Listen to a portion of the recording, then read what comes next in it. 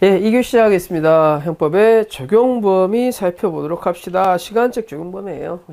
시간적 적용 범위라는 것은 적용 법정지까지 했으니까 다음 거. 시간적 적용 범위. 시간적 적용 범위. 시간적 적용 범위라는 건 이런 거예요. 그렇죠? 그래서 행위시와 재판시의 법이 바뀐 거예요. 그렇죠? 그래서 법이 이제 개정이 된 겁니다. 개정이. 행위시법이 있고요. 재판시법이 있고요. 그렇죠? 그러면 뭘로 하는 게 원칙이라는 거예요? 행위시법을 하는 게 원칙이라는 겁니다. 그렇죠? 그래서 원칙적으로 뭐 한다? 구법인 행위시법을 적용한다는 거예요. 그렇죠? 그래서 원칙은 행위시법을 적용하는데 이 행위시는 행위 종료시를 가리킨다 그랬어요. 행위 종료시. 하지만 이제 예외적으로 뭐 할 수 있다는 거야? 피고인에게 유리하게 바뀌었으면. 그렇죠? 피고인에게 유리하게 바뀌었습니다. 처벌하는 게 처벌하지 않게 바뀌거나 중하게 처벌하는 게 경하게 처벌하는 것으로 바뀐 경우에는, 그렇죠? 그러면 뭐 할 수 있다? 경한신법을 적용해서 확정 전에는 이렇게 했으면 면소 판결을 하고 혹은 경한신법을 하지만 확정 후에는 뭐가 된다? 집행 면제 판결을 되고 경하게 바뀌었을 때는 영향이 있다 없다? 영향이 없다. 배웠던 내용들 기억하고 계실 겁니다. 자, 한번 봅시다.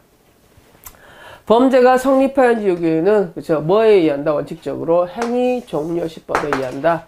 맞는 문장이에요. 그렇죠? 그 다음에 2번이 굉장히 자주 나오는 부분이죠. 그렇죠? 여기에 대해서 한번 봅시다. 포괄일제입니다. 포괄일제. 상습법을 생각하시면 되겠죠. 수개의 절도를 상습성이 있으면 하나의 행위로 묶어서 보는 거예요. 근데 중간에 법이 개정이 됐습니다. 그렇죠? 그래서 중간에 법이 개정이 됐다 할지라도 행위 종료시는 언제가 되는 거예요? 여기가 되는 거죠. 그래서 법이 개정 후에 피고인에게 유리하게 바뀐 경우가 아니라는 거예요. 그렇죠? 그래서 포괄일제는 그렇죠? 법이 중간에 개정됐다 할지라도 행위 종료시 전에 법이 개정이 되기 때문에 행위 종료시 법을 행위 경중을 불문하고 적용되게 되는 거죠. 그렇죠? 그래서 이거 꼭 기억하고 하고 계시고요. 그렇죠? 포괄일제 법이 개정이 됐습니다. 원칙적으로 뭘 적용한다고요? 행위 종료시법인 신법을 적용해야 하나. 맞죠? 단 부칙이 있으면 뭘 가지고 한다? 부칙에 의한다 라고 했었어요. 그쵸? 그래서 맞는 문장이 되겠습니다. 행위 종료시법을 적용해야 되나? 신법 부칙에서 입법 시행 전에 의한 벌칙 적용에 있어서 정죄의 규정에 따른다 라고 규정이 있을 때는 구법을 적용해야 된다고 했는데 이거 봅시다. 입법 시행 전의 행위에 대해서는 부칙을 따른다라고 했는데, 그렇죠? 이 포괄일제가 법률의 개정 전후에 있죠. 그러면 개정 전의 행위예요? 개정 후의 행위예요? 개정 후의 행위죠. 그래서 부칙이 적용된다, 적용되지 않는다, 적용되지 않는다. 요거 다시 한번 보겠습니다. 이거 치우고 좀 봐도 될까요? 그죠? 포괄일제에 관한 부분 아무리 강조해도 지나치지 않기 때문에 다시 한번 봅시다. 그죠? 포괄일제 하나의 행위입니다. 전체적으로. 그죠? 그 사이에 뭐가 개정됐나요? 법이 개정됐어요. 오케이? 그죠? 그러면 그러니까 행위 종료 후에 법이 개정된 게 아니죠. 그죠? 그렇기 때문에 1조 2항의 적용 여지가 전혀 없어요. 그래서 뭐가 적용된다? 1조 1항에 따라서 행위 종료시인 신법을 적용한다. 맞아요. 여기까지. 자, 포괄일제 하나의 범죄이기 때문에 이게 하나의 행위니까 뭐가 되는 거야? 이때가 범죄가 끝났네. 그러면 이 행위 종료시법인 신법을 적용한다는 거예요. 그 다음 부칙. 부칙은 좀 특별한 경우인데 부칙이 있었단 말이야. 이 법에는. 근데 부칙이 뭐라고 돼 있어요? 이 법의 시행 전의 행위. 시행 전의 행위는 법이 바뀌기 전의 행위는 옛날에 구법을 적용할 거야 라고 부칙을 적어놓은 거란 말이야. 근데 이 행위는 시행 전의 행위야, 시행 후의 행위야. 이 행위는 시행 전의 행위가 아니라 시행 후의 행위이기 때문에, 그렇죠? 이 부칙이라는 게 적용될 여지가 있다 없다? 없다가 되는 겁니다. 그렇죠? 그래서 요거 신법 부칙에 이 법에 시행 전의 행위는 부칙을 적용한다 그랬는데 이거는 시행 전의 행위다, 시행 후의 행위다. 시행 후의 행위이기 때문에 부칙이 적용될 여지가 있다 없다? 없다가 되는 겁니다. 부칙이 적용되지 않으니까 구법이 적용되지 않겠죠. 그래서 이번에 관한 문제는 꼭 기억을 해 두시기 바랍니다. 봤어요. 이 판례가 주로 이제 제일 많이 나오는 것은, 그렇죠? 포괄일제가 시행 전후에 걸쳐서, 개정 전후에 걸쳐서 거쳐졌을 때는 뭐 한다? 형의 경중을 불문하고 뭐 한다? 신법을 적용한다. 훨씬 더 많이 나옵니다. 그렇죠? 네, 그 다음 3번. 범죄 행위와 재판시 사이에 여러 번의 법이 바뀌었어요. 그럼 가장 유리한 법을 적용해야겠네요. 가장 가벼운 법을 적용한다. 맞는 문장이죠. 그 다음 불합치 결정입니다. 불합치 결정. 불합치 결정이라는 것은 여러분들이 헌법을 배우셨으니까 아시겠지만, 그렇죠? 위헌이지만 뭘 촉구하는 거예요? 입법을 촉구하는 거죠. 법원이, 그렇죠?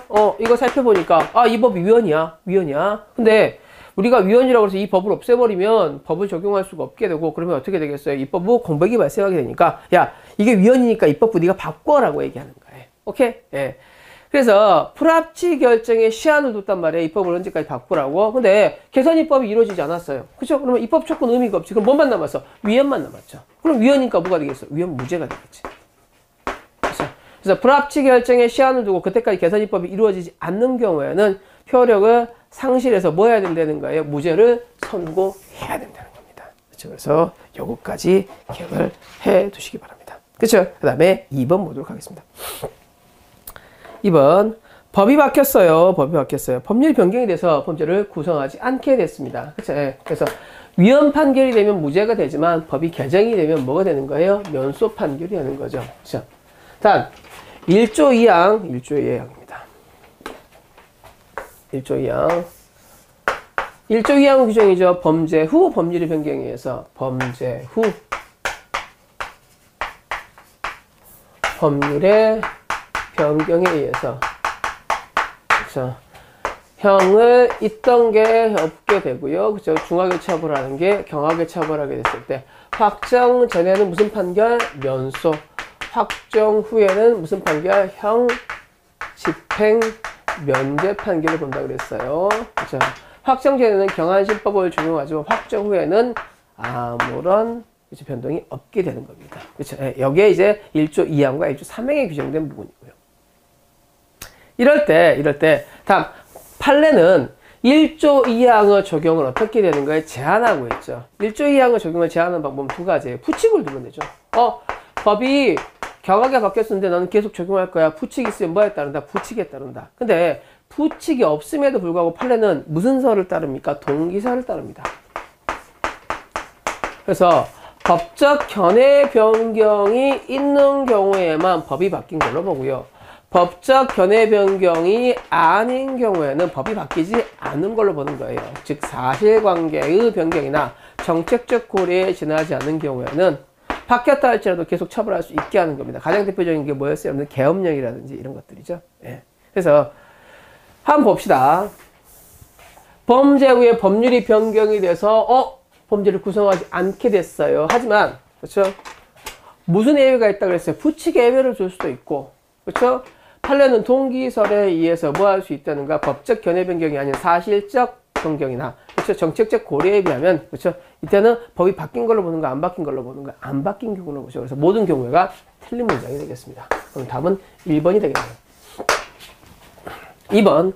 형벌에 관한 법령이 위헌 결정이 됐어요. 위헌 결정이 되면 무슨 판결한다? 무죄 판결을 선고해야 된다고 말씀드렸습니다. 그렇죠? 그 다음 3번. 판례입니다. 판례라는 것은 법이야 법이 아니야? 법이 아니죠. 시행법정지가 적용되지 않는다. 적용되지 않는다. 즉 형벌 불소급 원칙이 적용되지 않죠. 그렇죠? 그래서 요거는 판례 변경이 되는 거 소급 적용할 수 있기 때문에, 그렇죠? 형벌 불소급의 원칙에 반하여 허용되지 않는다. 이거는 틀린 문장이 되겠죠. 이거 아니다가 돼 있구나. 미안해요. 아니다가 돼 있었네요. 맞는 문장이죠. 그래서 답이 3번이 되겠네요. 그죠? 1번 다시 한번 말씀드리겠습니다. 제 뒷째까지 안 읽었어요. 그렇잖아.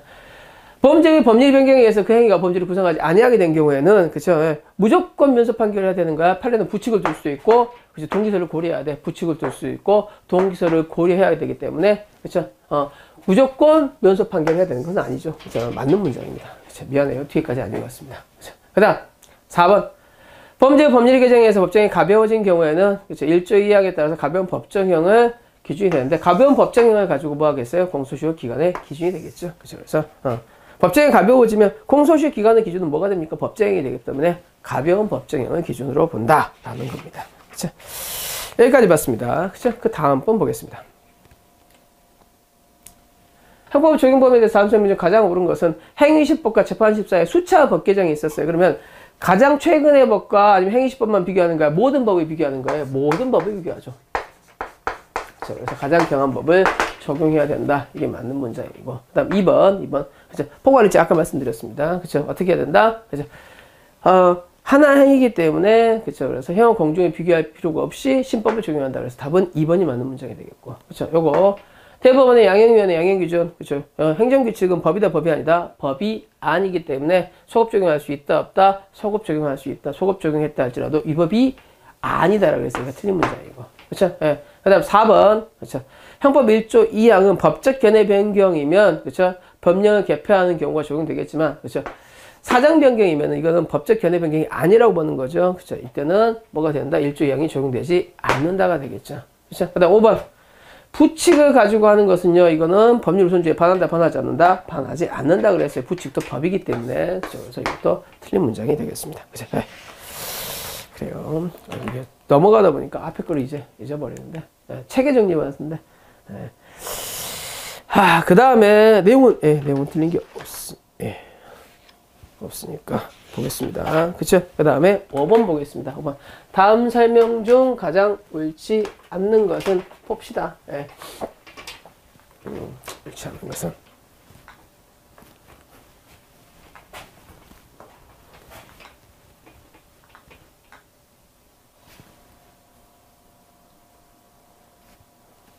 범죄 후 법률의 변경에 행위가 범죄를 부정하지 않은 경우, 모든 경우라 그랬어요. 모든 경우는 아니라 그랬어요. 모든 경우는 아니라 그랬죠. 그래서 판례는 동기설에 따르거나 혹은 부칙에 의한 경우에는 뭐 할 수 있다는 거야? 민사 판결을 선고하지 않을 수도 있다는 거예요. 그렇죠?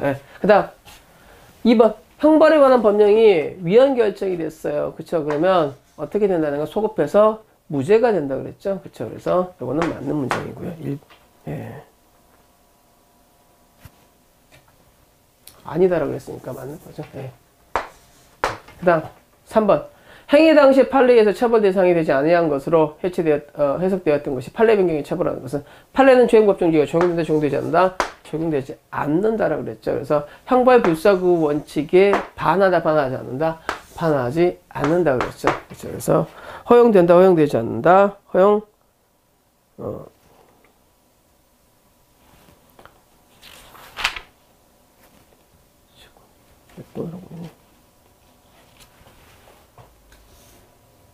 허용되지 않는다가 아니라 허용된다죠. 그쵸?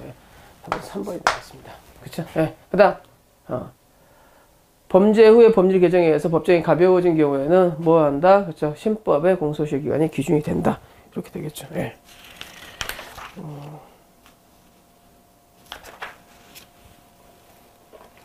이건 지금 뒤로 넘어간 거네요. 5번 보겠습니다. 5번. 미안합니다. 그래서 이렇게 되겠죠.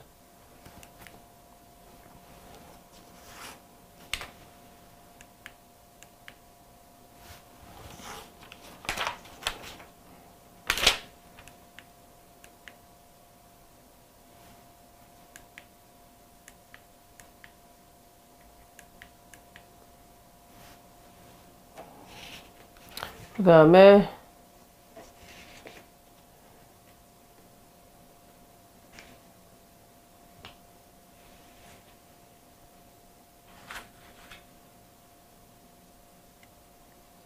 몇 번 할까요? 바로 이제 비슷한 문제이기 때문에 장소역 조형 범위로 가겠습니다. 19페이지 문제 1번 갑시다. 19페이지 문제 1번. 장소역 조형 범위에 관한 문제 좀 보겠습니다. 그렇죠? 이게 책으로 하다가 책을 아예 안 보고 하니까 순서가 좀 헷갈렸는데 그냥 바로 장소역 조형 범위로 가겠습니다. 뭐 비슷비슷한 문제들은 좀 뺐습니다. 그렇죠? 봅시다. 장소역 조형 범위입니다. 다음 설명 중 가장 옳지 않은 것은, 장소역 조형 범위에 관해서 형법에 2조부터 6조까지 규정되어 있죠. 2조는 속지주의. 그렇죠. 그 다음에 3조는 속인주의. 그 다음에 4조는 기국주의. 그 다음에 5조는 그렇죠. 범죄 관련 보호주의죠. 범죄 관련 보호주의죠. 범죄가 내, 외, 국, 통, 유, 공, 인. 내란, 외환, 국기, 통화, 유가증권, 공문서, 공인장에 관한 경우에는 우리 법을 적용할 수 있다고요. 외국인이었다 할지라도 외국에서. 그렇죠? 그다음 6조는 뭐냐면 외국에서 외국인이 이제 우리나라 범위인데 피해자가 우리나라 비슷합니다. 피해자가 대한민국이거나 대한민국 사람인 경우에는 우리조를 적용할 수 있답니다. 그렇죠? 그럼 한번 봅시다. 사인 위조죄 같은 경우에는 그렇죠? 뭐에 해당하잖아요? 6조의 대한민국 국민에 대한 범죄에 해당하지 않죠. 왜? 사인 위조죄는 대한민국 사람한테 한 거예요. 그렇죠? 지가 그냥 사인을 위조한 거야. 간접적 피해자에 해당한다라고 봐요. 그렇죠? 그래서 대한민국 국민한테 직접 사기를 쳤다면 이건 뭐가 될 수 있겠어요? 대한민국 국민이 직접적 피해자가 될 수 있겠지만, 그렇죠? 대한민국 회사의 사인장을 위조했다 할지라도 대한민국 회사는 이걸 알고 있어, 모르고 있어? 모르고 있죠. 그래서 뭐에 지나지 않는다? 간접적 피해자에 지나지 않는다. 두 가지 의미를 갖습니다. 우리나라 회사가 모르고 있다. 그 다음에 문서죄는 무슨 죄예요? 여러분들 개인적 법이 아니라 국가적 사회적 법이죠. 그래서 간접적 피해에 지나지 않으므로 중국 국적자가 중국에서 대한민국 국적 주식회사 인장을 위조했다 할지라도 우리나라에 대해서 재판권 인정한다, 부정한다? 부정한다고 했던 유명한 사건입니다. 그 다음 2번. 국내 법을 적용함에 있어서 공모공동죄, 속죄주의를 넓게 인정한다, 좁게 인정한다, 넓게 인정해요. 그래서 범죄 일부가 대한민국에서 발생했다면 이것도 범죄주의로 보고 있죠. 그래서 이것도 맞는 문장이 되겠습니다. 3번. 외국에서 유죄 판결 형 집행을 받았어요. 이거 뭐 한다 그랬어요? 필요적 산입한다 그랬죠. 그래서 법이 바뀌었습니다. 그렇죠. 그래서 미결 불수의 전부 또는 일부를 국내의 송관형에 산입할 수 있다야 하여야 한다야 하여야 한답니다. 그렇죠. 그래서 요거 근데 이게 봅시다. 그래서 외국에서 형 집행을 받았다면 필요적 산입인데 요 부분을 한번 3번 문장을 좀 보겠습니다. 3번. 그렇죠. 여기서 키워드는 미결구입니다. 그렇죠. 형법 7조입니다.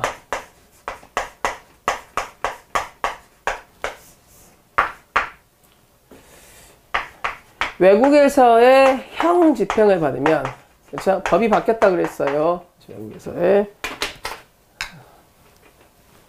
아이고, 쉽죠.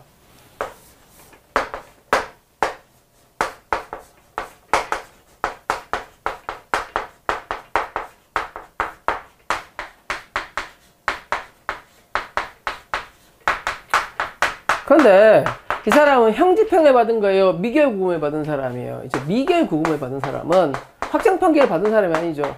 이 사람에 대해서 필요적 사안입을 인정해 줄 필요가 있겠는지에 관한 문제. 여기에 대해서는 규정이 있다, 없다? 없다. 그렇죠. 그래서 유추적용을 할 수 있다, 없다? 할 수 없다는 게 판례 입장이에요. 왜? 법문 자체가 뭐라고 되어 있어요? 형집행이라고 되어 있는데 명확한 문헌에도 불구하고 미결구금까지 포함하는 것을 허용할 수 없다라고 판례가 판시했습니다. 그렇죠. 그래서 요거는 필요적 산입한다, 산입하지 않는다, 산입하지 않는다. 다시 한번 기억을 해 봅시다. 외국에서 형 집행을 했어요. 그럼 뭐 한다? 필요적으로 산입한다. 그렇죠? 그래서 전부 또는 일부를 필요적으로 산입한다. 단, 이건 외국에서 형 집행을 받았어야 되지. 확정 판결을 받고 형 집행을 받았어야 된다는 거예요. 따라서 미결구금이라는 것은 이건 확정 판결이 없는 거기 때문에 형 집행과 전혀 다른 의미죠. 그래서 이걸 유추적용할 수 있다, 없다? 유추적용을 할 수 없다라는 거예요. 그래서 산입할 수 있다, 없다? 없다라고 했던 판결입니다. 그래서 답은 3번이 되겠고요. 그 다음, 파이시티 사건입니다.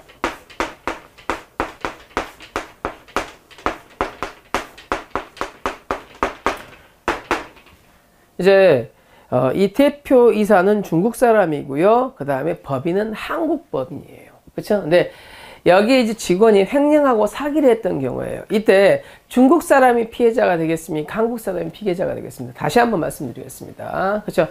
대표이사는 중국 사람이지만 우리나라 법인인 경우에 누가 피해자가 된다고요? 우리나라 사람이라고 보는 겁니다. 법인. 그래서 내국 법인이 대표자면, 내국 법인이라면 대표자가 외국인이라고 할지라도 피해자가 누가 되는가? 한국 사람이 되기 때문에 횡령죄의 피해자는 누가 된다는가? 내국 법인이기 때문에 몇 조가 적용될 수 있다? 6조가 적용될 수 있다라고 봤던 사안이 되겠습니다. 그쵸? 네. 그래서 이것도 기억을 해 두시기 바랍니다.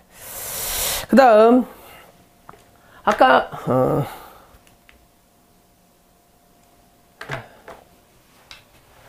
5번입니다. 형법은 대한민국 영역 외에서 국기에 관한 죄, 통화에 관한 죄를 통해서 외국인에게도 적용이 된다. 그렇죠. 내외 국통 유공이죠. 국기, 통화에 관한 죄, 외국인에게 적용될 수 있다. 그래서 몇 조에 규정되어 있습니까? 5조에 규정되어 있네요. 여기까지 봤습니다. 이제 2번을 살펴봅시다. 형법의 적용 범위에 관한 다음 설명 중 가장 옳지 않은 것은, 그렇죠. 그래서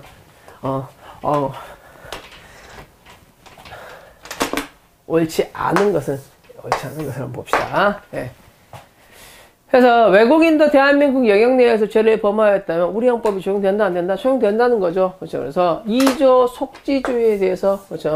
우리나라에서 범죄를 했다면 우리 법을 적용할 수 있다는 거예요. 그렇죠. 그래서 맞는 문장이 되겠습니다.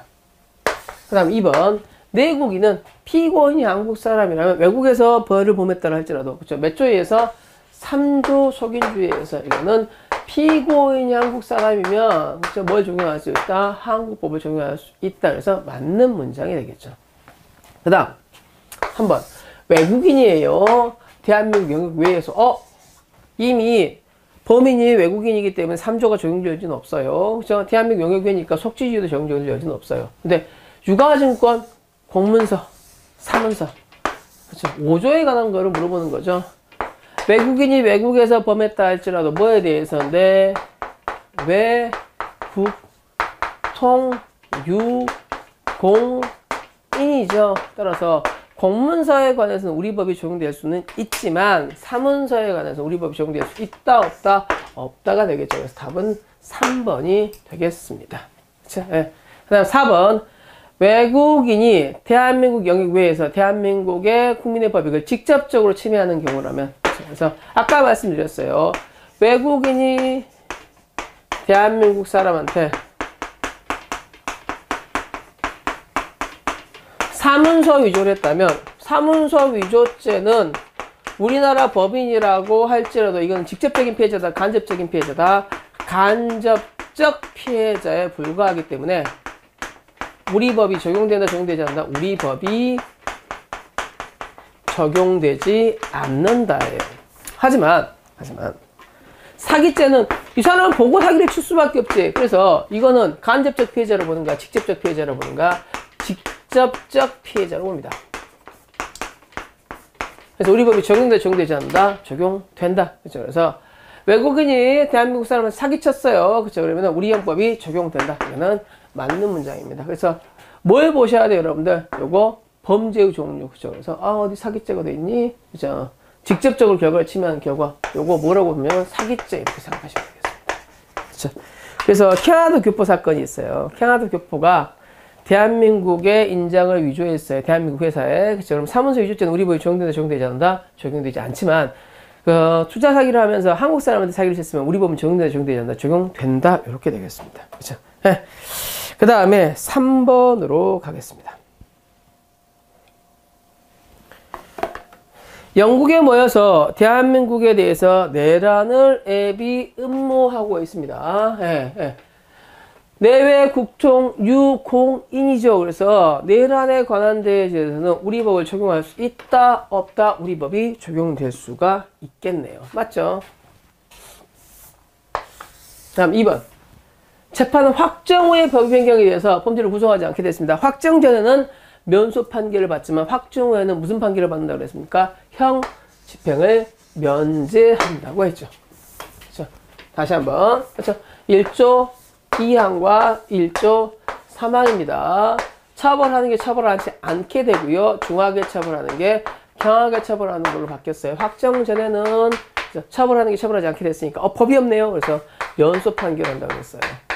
확정 후에는 이미 확정 판결이 있으니까 이 확정 판결 자체를 없앨 수는 없으니까 무슨 판결한다? 형 집행 면제를 한다.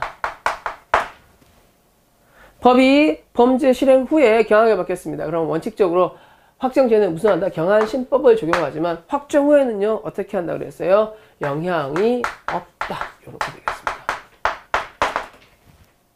그 그 다음 3번 외국에서 형의 전부 또는 일부 집행을 받았어요. 그렇죠? 과거에는 뭐가 있었다고요? 임, 감, 면. 그래서 이게 무슨 판결을 받습니까? 불합치 판결을 받았다 그랬죠. 그렇죠? 예. 그래서 뭘로 바뀌었다 그랬어요? 이제 필요적 사안임. 그렇죠? 그래서 요거 합헌 결정을 받았어요? 불합치 결정을 받았어요? 불합치 결정을 받았기 때문에 답이 몇 번이 된다? 3번이 된다. 4번 외국의 원수에 대해서 폭행을 가한 자에 대해서 우리 형법으로 처벌할 수는 있으나 명시한 의사에 반하여 공소를 제기할 수는 없죠. 외교에 이제 관한 죄니까 우리 법을 적용할 수 있죠. 그 다음에 이것도 반사 불벌죄 되고 도박죄를 처벌하지 외국 카지노에서 도박을 했다 할지라도 이 사람은 누구야? 한국 사람이니까 몇 조에 의해서 3조에 의해서 우리 법이 적용되겠죠. 속인주의에 의해서. 그래서 요거까지 봤습니다. 그 다음 문제로 가겠습니다. 4번 보겠습니다. 4번 무국적자 A가 죽궁 북경 소개죄. 이게 이제 아까 그 사건이죠. 그죠? 대한민국의 영사관이지만 중국에 있으면 이건 중국 땅으로 보는 거예요? 우리나라 땅으로 보는 거예요? 중국 땅으로 보는 게 우리나라 판례입니다. 그렇죠? 그래서 속죄주의가 적용되지 않고요. 조선족은 한국 사람이면 중국 사람이면 중국 사람이죠. 그렇기 때문에 속인주의도 적용되지 않고요. 그렇죠? 여기 사문서 의존죄죠. 사문서 의존죄의 경우는 피해자가 한국 사람이라고 보는 거예요. 한국 사람이 아니라고 보는 거예요. 간접적 피해자에 불과하기 때문에 한국 사람이 아니라고 보는 겁니다. 우리 법이 적용되지 않는다. 답이 1번에서 많이 나왔어요. 그렇죠? 아까 말씀드린 캐나다 시민권자 사건이에요. 그렇죠? 사문서 위조죄에 대해서는 우리 법이 적용되지 않지만 무슨 죄예요? 사기죄.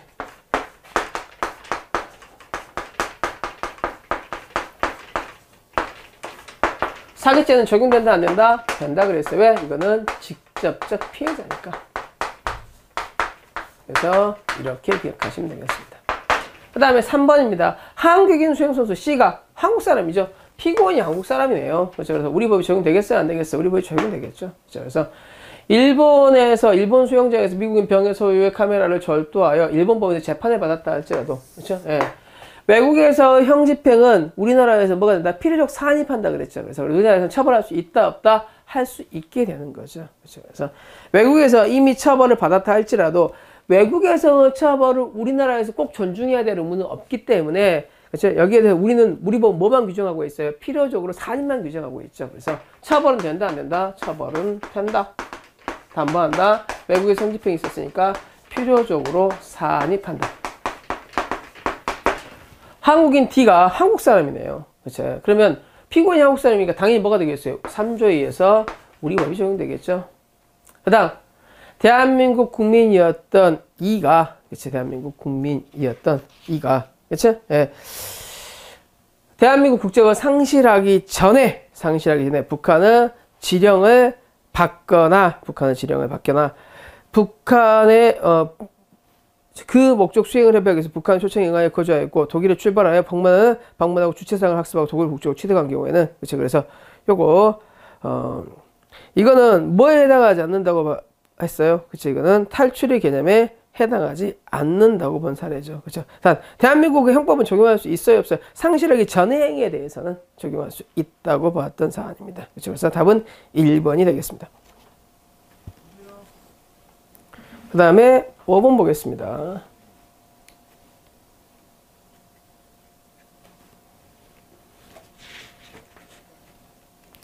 다음 형법의 시간적, 장소적 효력범에 대해서 이렇게 설명한 것을 한번 골라봅시다. 그렇죠? 한개의가 현행 형법 시행 전후에 걸쳐서 이루어지고 그에 대한 현행 형법 처벌이 고법에 의해서 중한 경우에는 현행 형법을 적용한다. 그렇죠? 그래서 요거 하나 행위가 시행 전후를 통해서 이루어졌어요. 그렇죠? 그러면 이게 중하게 됐다 할지라도 행위 종료시는 언제야? 이때죠. 그렇죠? 그래서 요거 신법을 적용해야 되는 거예요? 구법을 적용해야 되는 거예요? 당연히 행위 종료시인 신법, 즉 현행형법을 적용해야 되는 게 맞다는 겁니다. 아까 똑같아요. 그렇죠? 포괄일제가 개정 전후에 걸쳐서 된 경우에는 뭘 적용하는 게 맞다는가? 행위 종료시법인 신법. 그래서 요걸 다루어서 보면, 그죠? 한 개의 행위가, 포괄일제가 거의 비슷한 문장입니다. 현행법 시행 전후에 걸쳐서 이루어졌으면, 그렇죠? 예. 뭘 따지지 않고 경중을 불문하고, 당연히 뭘 적용하는 거예요? 신법을 적용하는 겁니다. 중하게 바뀌었다 할지라도. 그렇죠? 예. 그래서 가번은 맞는 문장이 되겠습니다. 위헌 결정이 됐습니다. 위헌 결정이 됐어요. 그렇죠? 그럼 무슨 판결을 하겠어요? 이거는 법령이 폐지된 거예요? 법이 없어진 거예요? 범죄 후에 법령이 개폐가 된 1조 2항의 사항이 아니죠. 그렇죠? 그러니까 법령의 개폐라는 것은 누가 바꾼 거예요? 입법부가 바꾼 거지만 이건 누가 바꾼 거야? 헌법재판소가 위헌 결정을 때린 거죠. 그렇죠? 그래서 법령이 개폐가 된 거예요? 아니면 위헌무죄가 된 거예요? 위헌무죄가 된 거죠. 그렇죠? 그래서 이것도 틀린 문장이 되겠습니다. 그 다음에 답은 간통을 벌하지 않는 나라의 국민이 우리나라에 간통한 경우에는 우리 형법에서 처벌할 수 없다. 왜? 이건 맞는 문장이죠. 왜? 간통죄 자체가 없어졌으니까. 그렇죠? 그래서 어찌됐든 이건 맞는 문장이기 때문에 이거는 이제 보지 않고, 이제 간통죄는 의미가 없어요. 자체가 간통죄 자체가 없어졌으니까. 그 다음 라번, 외국인이 한국인과 공모하여 행사할 목적 외국에서 외국 정부가 발행하는 우표를 위조했어요. 외국 정부가 발행하는 우표를 위조했습니다. 그렇죠? 우표에 관한 죄는 뭐가 되는 거예요? 여러분, 유가증권에 관한 죄죠? 유가증권 우표에 관한 죄는. 그렇죠? 그래서 요거는 내국형 유공인. 그래서 몇 조가 적용된다? 5조에 의해서 우리 법이 적용된다. 그래서 요것도 맞는 문장이 되겠습니다. 그렇죠? 예. 그 다음에 범죄 후에 법령의 개폐에 의해서 형이 폐지되면 면소 판결을 해야 돼요. 그렇죠? 예. 단 확정 후에는 뭘 본다고 그랬어요? 형 집행 면제가 된다고 그랬죠. 그렇죠? 그래서 감면한다라고 틀린 문장이 되겠습니다. 그래서 틀린 것들은 뭐가 되겠어요? 나와 마죠. 나는 어떤 부분이 틀렸습니까? 그렇죠? 무죄는 맞아요. 무죄는. 그렇죠? 근데 위헌 판결이 되는 것은 법령이 바뀌는 거예요? 아니면 법령이 위헌 판결 받고 없어지는 거죠. 법령 개폐라는 부분이 틀렸습니다. 그렇죠? 그 다음에 마 부분은 어느 부분이 틀렸어요? 재판 확정 후에는 무슨 판결을 한다고요? 형 집행 면제 판결이죠. 그래서 나와 마가 틀린 것이 되겠습니다. 그래서 옳게 설명한 것은 뭐가 되겠어요? 가, 다, 라가 되겠죠. 그렇죠? 그 다음에 6번을 보겠습니다. 6번.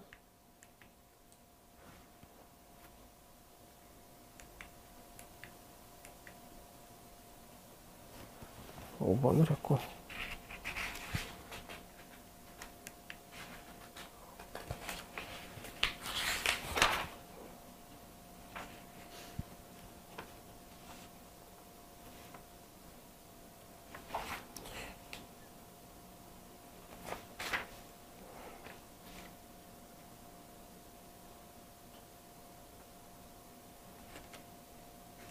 여기 있네요.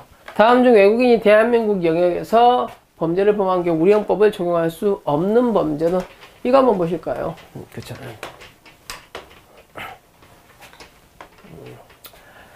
대한민국 영역 외에서 죄를 범한 우리 형법을 적용할 수 있는 범죄는 뭐였어요? 외, 국, 통, 유, 동, 인이었어요. 그렇죠. 그래서 내란, 외환, 국기, 통화, 유가증권, 공문서, 공인장이었단 말이야. 자. 그래서 첫 번째, 외교상 기밀 누설죄는 국기에 관한 죄가 아니에요. 그죠? 그래서 국교에 관한 죄이기 때문에, 그죠? 요거는 국교에 관한 죄에 규정되어 있기 때문에 내국통 유군에 포함되지 않는다. 이건 포함되지 않아요. 전시 군수계약 불이행죄는 어디에 포함되어 있어요? 외환죄 규정되어 있기 때문에 이건 포함이 되죠, 여기에. 그렇죠? 네. 국기에 관한 죄, 국기부양죄는 포함되죠. 그렇죠? 소인말소죄는 어디에 포함되어 있어요? 유가증권에 뭐가 포함되어 있어요? 우표가 같이 포함되어 있습니다. 그렇죠? 그래서 유가증권에 관한 죄이기 때문에 대한민국 영역 외에서 했다 할지라도 우리 법을 적용할 수 있다가 되는 겁니다. 그렇죠? 그 다음에 6번 살펴보도록 하겠습니다. 형법의 시간적 적용 범위에 관해서 가장 옳은 것은, 그쵸, 요거, 가장 옳은 것은.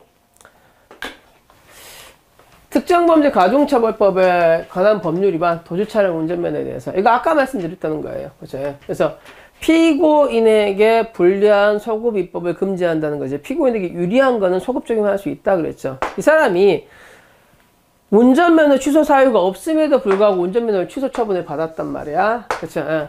근데 나는 음주운전 안 했거든 하고 계속 운전한 거예요. 그래서 다시 뭘로 처분받은 거야? 무면허 운전으로 받은 거야. 근데 나중에 운전면허 취소 처분을 철회했죠. 운전면허 취소 처분이 잘 된 거야? 잘 되지 않은 거야? 잘 되지 않은 거니까 운전면허가 이제 무면허야, 유면허야? 운전면허가 생겼지. 취소가 없어졌으니까 운전면허가 생겼지. 그래서 요거는 이 사람은 소급적으로 이걸 적용해 주는 거야. 이 사람이 뭐가 되겠어요? 무면허 운전이야? 유면허 운전이야? 유면허 운전이 되겠죠. 무면허 운전에 해당한다가 틀린 문장이 되겠습니다. 그래서 1번은 틀렸고요. 그 다음에 2번. 살인죄로 외국에서 형집행을 받은 자입니다. 형집행을 받았네요. 외국에서 형집행 무슨 사유다? 필요적 산입사유라고 그랬어요. 그렇죠? 하지만 외국법에서 판결을 받았다 할지라도 우리나라가 다시 판결할 수 있다 없다? 있다죠. 그렇죠? 그래서 외국에서 형집행을 받은 자를 국내 법원에서 감경 없이 다시 동일한 형을 선고했다 할지라도 형을 동일하게 할 수 있다. 그렇죠? 단 뭐 할 수 있어요? 필요적으로 산입해야 되는 거죠. 그러니까 형은 똑같이 할 수 있어요. 단 외국에서 받은 형기를 예를 들어서 이런 거예요. 그렇죠? 외국에서 이 사람이 징역 1년을 받았어. 그렇죠? 그럼 우리나라에서도 뭐 할 수 있어? 똑같이 징역 1년을 때릴 수 있어요. 그렇죠? 단 외국에서 받은 형기를 야, 너 외국에서 살았으니까 여기에 대해서 전부는 아니라도 한 6개월 정도는 뭐 할 수 있다는 거야? 산입해 줄 수 있다는 거예요. 그러니까 사집은 반드시 해야 되는데 꼭 전부를 산입해야 되는 거예요. 일부를 산입할 수도 있어요. 일부를 산입할 수도 있어요. 그래서 일단 형성분은 동일하게 할 수 있다 없다? 할 수 있다. 그래서 요거 그렇죠? 산입에 관한 거 다시 한번 봅시다. 첫 번째, 외국에서 판결을 받았어요. 우리나라에서 똑같이 판결할 수 있다 없다? 있다. 왜? 외국의 판결을 우리가 존중해야지 할 의무는 없어요. 근데 외국에서 이 사람이 어찌됐든 형을 살았잖아. 그러니까 똑같이 처벌하는 것은 이건 어떻게 되겠어요? 그러니까 똑같이 형을 선고한다 할지라도 외국에서 받은 형을, 징역을 우리나라 형기에 뭐 할 수 있다는 거, 산입해서 빼줄 수 있다는 거야. 단 선고는 뭐 할 수 있어요? 똑같이 할 수 있어요. 그렇죠? 네. 그 다음에 3번 뇌물 수입죄입니다. 특가법 위반입니다. 그렇죠? 요거 좀 봅시다. 3번은 어떤 내용이냐면 이런 거예요. 특가법이라는 것은 뇌물을 일정 액수 이상이면 그렇죠? 징벌적 벌금, 즉 배액제 벌금을 할 수 있습니다. 뇌물에 대해서 그렇죠? 배액제 벌금이에요.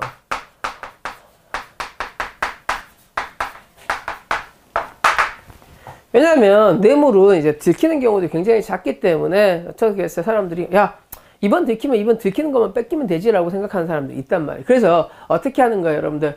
아, 너 임마 뇌물 받았으면 뇌물 받은 거 이거 몰수할 거거든. 그 다음에 네가 뇌물 받은 거에 2배에서 4배도 몰라 벌금을 때릴 거야라고 했던 거예요. 근데 과거에는 배액제 벌금이었어요, 정액제 벌금이었어요. 액수가 땅에 정해지는 정액제 벌금이었단 말이야. 그렇죠? 그래서 법이 개정 전에는 정액제 일정한 액수가 정해진 건데 뭘로 바뀌는 거예요? 배액제 벌금으로. 근데 이 사람이 이제 뇌물을 받는데 어떻게 뇌물을 받은가? 일정한 대가를 나눠서 받은 거예요. 그렇죠? 예를 들어서 2억을 받는데 2천만 원, 2천만 원, 2천만 원, 2천만 원, 2천만 원씩 10번 받은 거야. 그렇죠? 이럴 때 하나 직무대가 여러분 나눠서 받았습니다. 그렇죠? 그러면 신설규정 시행 전후에 거쳐서 뇌물이 이제 수수일범행이 된 거예요. 그러면 이거 어떻게 되겠어요? 하나 직무대가로 받았으니까 포괄일죄가 되겠죠. 단 배액제 벌금은 야 이때는 이런 배액제 벌금이 있는지 모르고 받았잖아. 그쵸? 개정 후에만 이제 배액제 벌금이 생겼잖아. 그래서 법이 뭐라고 했냐면 판례가 야 포괄일죄는 원칙적으로 하나의 범죄 취급하는 게 맞아. 하나의 범죄 취급하는 게 맞아. 하지만 이것까지 하나로 취급하는 것은 너무 가혹한 거야. 그래서 개정 후에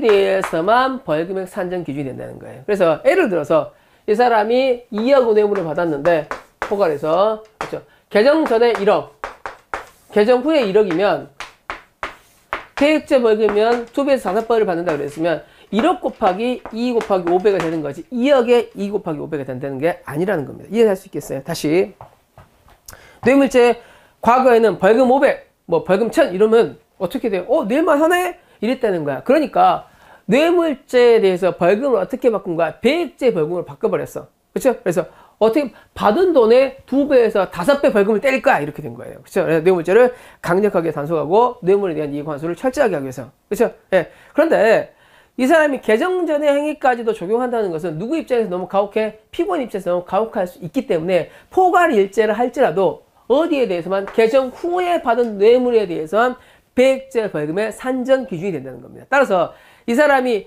2억 원의 뇌물을 받았는데 분할 납부를 받았다 할지라도 개정 전에 받은 거에 대해서는 배액제 벌금의 기준에 포함된다, 포함되지 않다, 포함되지 않고 개정 후에 받은 돈에 대해서 뭐가 된다는 거야? 배액제 벌금이 된다는 거예요. 그렇죠? 그래서 요거 포괄일죄에 해당한다 할지라도, 그렇죠?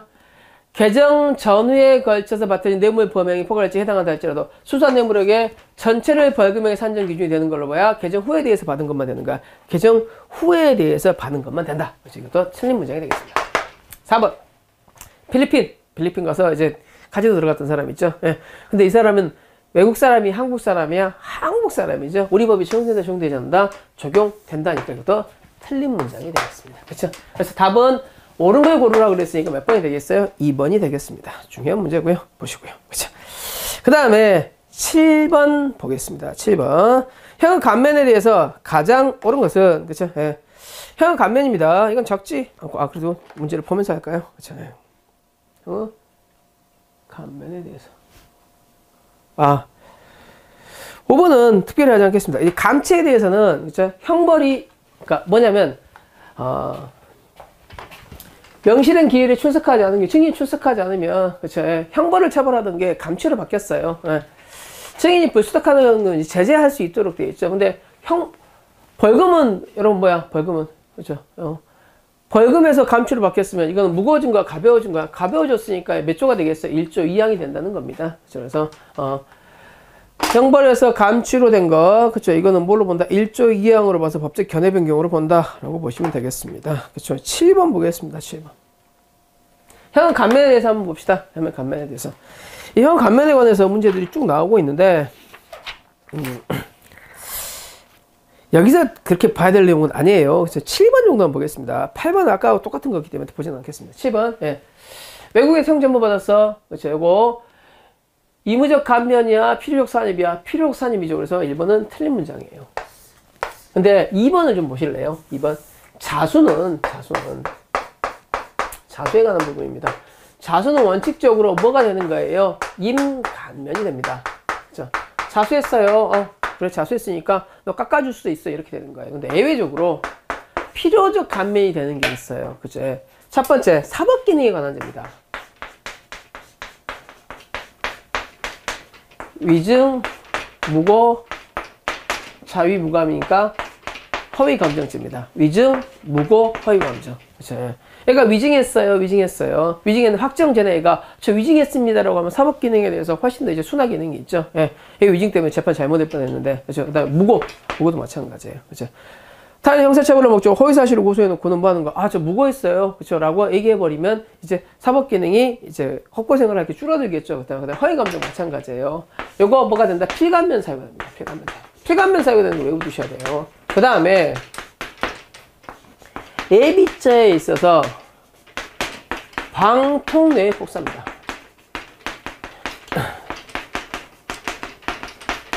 방화, 통화, 내란, 외환, 폭발물 사용죄, 그다음 사전죄, 외국에 대한 사전죄인데, 예. 뭐냐면 보세요. 가장 대표적인 게 내란죄예요. 내란죄. 그러니까 내란을 하려고 그래. 그치? 근데 내란을 이미 해버리면 국가 전체에 대해서 법 질서 위해가 크겠죠. 근데 내란을 준비하던 애가 배신해서 뭐 하는가? 저희가 내란 준비하고 있어요 라고 자수하면 국가가 큰일 하나 할 건 막았죠. 그렇잖아. 쉽게 얘기하면 위화도 회군 할 건데 미리 누가 배신해가지고 저희 위화도 회군 할 건데요. 혹은 그렇죠? 이런 거 얘기하는 거예요. 그럼 국가가 큰 하나를 막았으니까 이건 필감면입니다. 그렇죠? 그래서 이거 그렇죠? 내란죄 예비 방통뇌 폭사에 들어있지. 내란죄 예비 요건 되는다. 감견 면제 할 수 있다. 해야 한다. 해야 한다. 그렇죠? 그래서 필감면 사유 답이 맞네요. 답은 2번입니다. 그 다음에 자율중지했어요. 중지미수는 뭐가 되겠습니까? 중지미수는 그렇죠? 예. 중지미수는 필감경이야, 필감면이야. 중지미수는 그러니까 잠깐만요.